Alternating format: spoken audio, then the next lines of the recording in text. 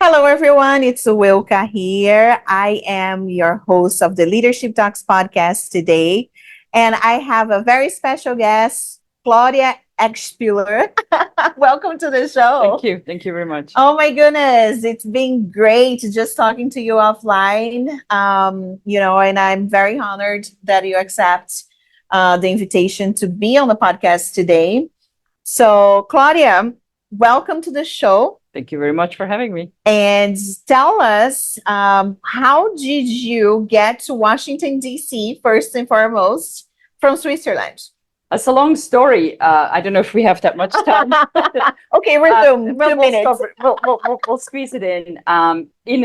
My elevator speech is I learned to be a chef in Switzerland, and I went to hotel school in Switzerland, and then did my apprenticeship for 3 years. Graduated from that, and then worked for a couple of years as a chef in like the resorts in the summertime and in the winter time, skiing and in the southern part of Switzerland, in the Italian part in the summer, and then kind of got a bit of a traveling bug, and I backpacked through Mexico for like 3 months, and then came back to Switzerland, then came back again and backpacked to South America for a year. Did you make it to Brazil? Yes, I did. Yes. I was Awesome. in the what's the border? I was in Angels Fall and Manaus. We went to Manaus, and that's it. Yeah. Wow. So it was very expensive at the time. This is a long time ago when I had no gray hair. So then I heard about the J1 visas, and came back to Switzerland, and then was able to come over to the US, and I met a family while I was out there in Los Angeles, and they essentially actually sponsored me for my green card. This was a long time ago when things were much easier to get green cards and all that. And then from there, really, my career took off. I never forget. I had no idea about the front desk, and there was this French woman in Los Angeles, in Brentwood, small hotel, and I walked in. I was a front desk agent, and was trying to become a front desk agent, I should say. And she didn't even want to see my resume. She's like, "You're from Switzerland, you're hired." I'm like, "I know nothing." And she goes, "No, come on in." So she took me in, and slowly, gradually, I surrounded myself with some really good mentors that took me along their career, because as you know, in the hotel industry, we don't really, ever send a resume. It's like, "Hey, I got a job for you. Why don't you come?" And then, I first worked as a general manager in select service hotels with Hampton Inns, and then gradually, was able to move into full service, and then got my first gig in a full service hotel as a director of operations in Chicago. And then from there, the rest is history. I've been all over the US, really everywhere, and landed in DC. This is actually my third time into DC. And been back in DC for 6 or 7 years now. So Wow, that's fantastic. and that's sort of where I'm at. Actually, we have a similar story then, but I want to ask for some, amazing recipes later. Oh gosh, I like to cook, but I don't know any about Swiss, cuisine. Yeah. So maybe. Well, we have it interesting because Switzerland is a really small country, right? So we have the German cuisine in the north, we have the French on the eastern part, and on the western part, I should say, and in the south is Italian. And then you also have a border with Austria, so we have all sorts of mix of bags of food. Okay.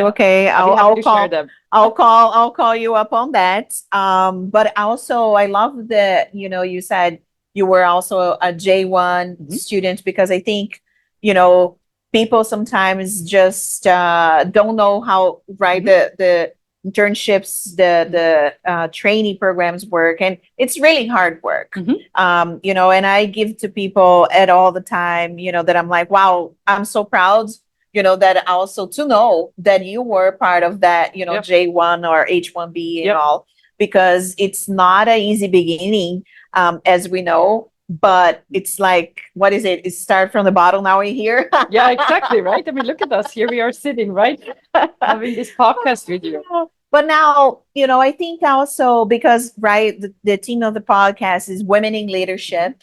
And Claudia, as we know, you are general manager of a full service hotel in the National Mall in DC.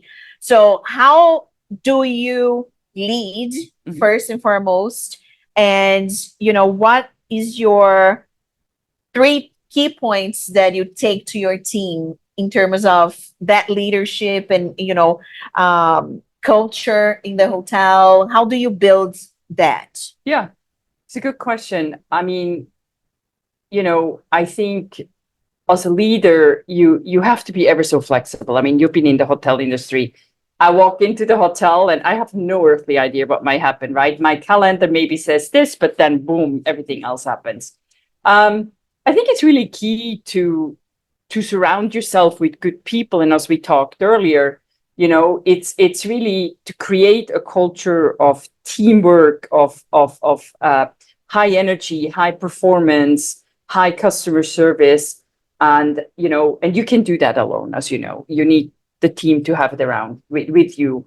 And as we talked earlier, I think it's important that you got to make sure that the people you bring on board actually fit within that culture. You may have the best resume, but you don't fit in with the team, right? And I think that's where the friction comes. To answer your question, how do I lead? I like no drama. No drama. Simple. No drama. I think no drama. I think I wouldn't ask anything of anybody that I wouldn't do. I think that I see myself as a coach, right? I'm a huge sports fan. And so I see myself as a coach because I can't just have an A basketball team. Could you imagine if a bunch of LeBron James would be working for me? It would be a disaster. So you need, your A players, your B players, and some B plus or C players. And I think that is so key that you can put a team together. And I know I'm good at that. I know that I'm good at creating teams. With a good team comes good success, and dedication. And I think that I had to learn in my career that how I managed people today, 9 to 5, it's the instant gratification with our phones. And that was a big learning curve for me to kind of adjust to that. And I think for me, I always tell myself, we don't do brain surgery. We service people, we service external people and internal people, and we service our owners and the brand. And if we can stick to those 3-4 points, everything is going to come together. Will we make mistakes? Sure we are, but make them once, learn from it, and move on. And no, don't hold grudges. I mean, that's it, and I think, and have fun. I mean, you and I talked about it earlier, it's a 24/7 business, and you have to have good people with you, and you can't do it by yourself. And I love that you said, have fun and make sure you have those colleagues that will complement each other, right? Because in the end of the day, we all need to work as one team. And I think that is not just in our business, in the hotels, in the restaurants, is in the hospitality, is in business in general. Politics, all politics, right? I mean, look, we're here on the hill, right? Look what's happening. So exactly. But talking about actually a very fun topic that I love, because I've been in DC too for actually my second time now, and around the embassies and participating on their events. And I think, I truly love to take advantage of those because it's really unique. When I was on property as a director of sales back in the day, I participated in events that I could not even imagine, like the Michelin star of 2022, the top restaurants in DC. And I was like, okay, well, I'm a hotel person and I'm the only hotel person here. So I feel honored. And I know you had an event that you attended with the Swiss Embassy. Do you want to talk to us about that? Yeah, sure. As you know, March is Women History Month. And so I got contacted by the Swiss Embassy. And, they sent me this lovely email like, hey, we would like to invite you to come speak to some Georgetown law students, and young students who want to be in leadership in women. It was all women in leadership. And so I got invited by the Swiss Embassy. Obviously, I was very honored, super nervous, because it's kind of like out of my wheelhouse. But it was an amazing event. And why do I say that? I went there, and it was myself, somebody from the embassy, and another person that worked for a Swiss embassy or for a Swiss company in the US. And we talked to these young people. It was like a roundtable discussion, and I have to say the future is bright. The future is really bright for young women. They're confident. They know what they want. They know what to ask for. And so my conversations with them was, they wanted to know, well, how did you get there? And one thing that I so strongly believe in is that there's two things, right? We as women criticize each other so much. That has to stop, right? Could you ever see two guys saying, "Oh, your shoes look terrible. Your hair, Your hair. what's up with you?" Oh my gosh, your hair again. The guys don't do that. And we women are so terrible about that, right? And so I think we need to stop that and stop criticizing each other and help each other, lift each other up and support each other, right? And look, I'm not saying I just want to work with women, because I think that would be a disaster, right? Too much emotional stuff going on. But I also think, one of my favorite quotes is one from Madeleine Albright, where she actually says, there is a special place in hell for women that don't support women. And I really, truly live by that. But I think that these young women, they're confident. Like I said, they were from all over the world. And I was super honored to be part of that. And obviously super honored that the Swiss Embassy invited me. And I came out of that meeting and I was really charged up. And it was, when I grew up or I came through my ranks, I was one of many few women who were in a leadership position in a bigger hotel. And I remember back in Chicago, we actually created this women's club because it was like 4 or 5 women that managed larger properties, and we would meet every month just to talk about it. And so, I think to create groups like that, what you're doing, I think is great. And one thing too, I like to say, women, right? We are so intelligent. Mm-hmm. And we have je ne sais quoi, right? Mm-hmm. Like we know how to handle different situations, which meant sometimes they can be called not so friendly or amicable, or not emotional at all. But like sometimes I think really being that, treat other person as a human too, and not just, oh, I'm looking at the number and I'm making my decision based on my budget, right? So I definitely, I take advantage of the podcast, to have this series of women in hospitality, which is a way for us also to talk about leadership, inclusion, diversity. And I know, right, all of these is very trendy now. But tell me, how did you, because when you started, right, this inclusion and diversity wasn't there, the terms, right, that we have now. So what is the big difference that, when you started and to your today here on a day-to-day basis at work? Oh, that's a good question. I think it's a good question. I have to think about this one. Back then, it was like 15, 20 years ago.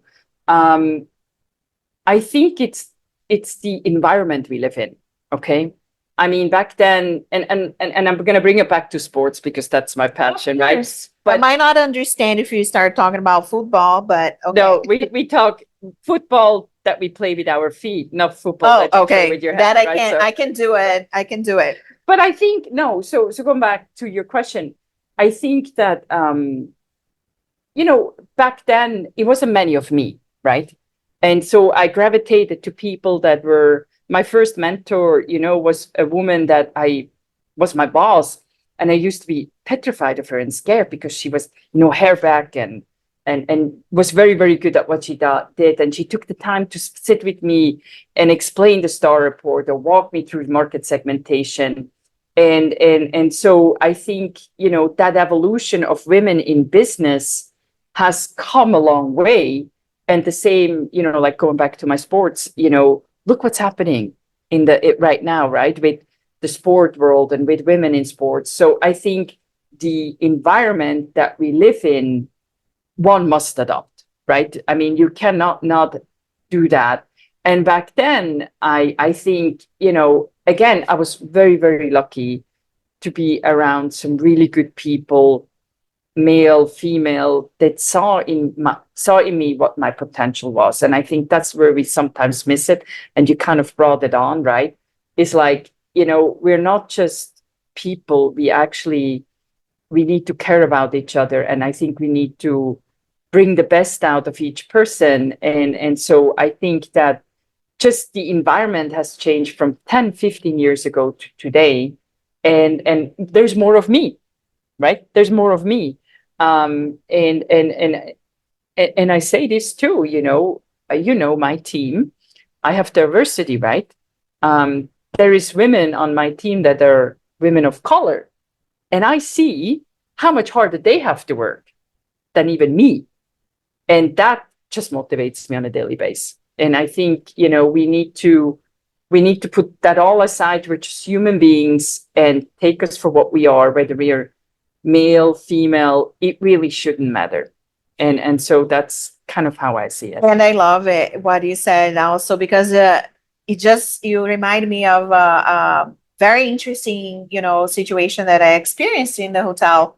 When I was on property, I walked in, like I'm from Brazil. So I walked in, I parked my car, got through the back, through the garage, and two of my housekeepers were arguing about something. I don't remember, but I just looked at them and I spoke Spanish. I didn't even think, like, I kid you not, I didn't even think. And then I just said something. Yeah. And I look at them like in the eye. I was like, what are you doing? Like, were you arguing? Because I didn't know if they were arguing like in a bad way, or in a good way, or, I didn't get it because I was just entering the situation. But then when I spoke to them, they were like, I didn't know you speak Spanish. And I was like, darling, let me tell you, you haven't seen me in the cafeteria stealing your food yet. But this was something, I miss about being on property, because you really connect with people that work with you. In that hotel in particular, it was in New York. I shared an office with the housekeeping manager. Oh, you did? She was from China. And then I'm like, oh my gosh, look how diverse this team is. So, like here in DC was, the Hispanic community mostly, some Africans too. And I was always trying to speak, a little French, and I'll be like, oh, I'm going to practice with you right now. Let's go. What is that? Share some of that food recipes. We already talked about that. But I think this is a way for you to interact, make people feel comfortable, right? And literally, like in our hotels in big cities, Chicago, New York, DC, the team is so diverse. There are. Right? Yeah. One of my favorite events is when we have a potluck of housekeeping. My favorite too. Invite because me. Next time we have one, because you get, to your point, it's diversity, right? And we're all equal, wherever you come from. And so, I think that is definitely something, like, we have like 30 nationalities or something in our hotel, right? So wait, you said 30? I'm not sure how many, but it's a good amount. Wow, that's awesome. I mean, we have people from everywhere, right? So you talk about diversity. This is the place, right? Welcome to DC. Welcome to the hotel industry. And just, also one point that I wanted to highlight, because sometimes when we are in a hotel, right, we look in our competition and we want to, what is that other hotel doing that they're getting a little bit more of the share from us? But one thing that I, love is participate in the events in the city. Talk about what is happening outside of your door. The events, like earlier I was mentioning to you that I'm volunteering on Saturday for the Passport DC, where all the embassies open their doors, visitors from all over the world visit, and it's a great event all day long. And I've been doing this since I got to DC. So, like being involved, I think it's not just, the CVB's job to promote the city, but it's for each individual that works in hospitality. Yes, I agree with you. So, I've seen you in events out there. That's how actually we connected. I attended an event in your hotel one time. But it's like also, once you attend those one-time events, right? You connect with people. Don't leave that connection, out in the air forever, because you never know, right? Especially in our industry. So what ways do you also feel that some properties or, us, for example, individuals in the hotel business could promote, our destinations? I think it starts on the front desk, right? It finishes with the servers in the restaurant, even the housekeepers, right? We all have a favorite spot to go to. And I think, making that memorable and sharing your insight of not per se a tourist attraction, or send people to maybe an Acosta, or send people, I don't know, people don't even know how an Acosta has changed on the other side of the river, right? Or and Old Town Alexandria, or wherever you think of. And I think it's our job to tell people there's so much more to DC than just politics and museums, right? And I think it is, to your point, and you're so good at that, really integrating into all these special events and attending them, and integrating to, we're in the Southwest, so we're a big part of Southwest Bit and the Wharf. And so how do you promote that, right? And telling, I think our guests want to hear, what's your favorite spot? Don't tell them, hey, this is the favorite restaurant on a certain platform or whatever, right? So I think telling your personal experience and telling people where to go, I think they like that. And we have such a great city anyway. So oh my gosh, I love DC. And I think, people, like I was telling my mentor, he came to visit from Brazil, and I said, I'm gonna take you my way, right? Q4, the decorations, the Christmas trees, the events throughout the city also are to be enjoyable by our locals. Yep. Because where we are so close. It's just a drive away to, right, Annapolis or Baltimore. So people can come from those feeder cities and enjoy like a weekend in DC. It can be romantic, or it can be, just a getaway, really. But I just wanted to ask, do you have any highlights or, key points that you want to share with the future female out there, students, or, if they want to try to change a career, any, highlights that you wanted to point it out to them? Don't take yourself too serious. I think follow your heart and follow the passion that you do.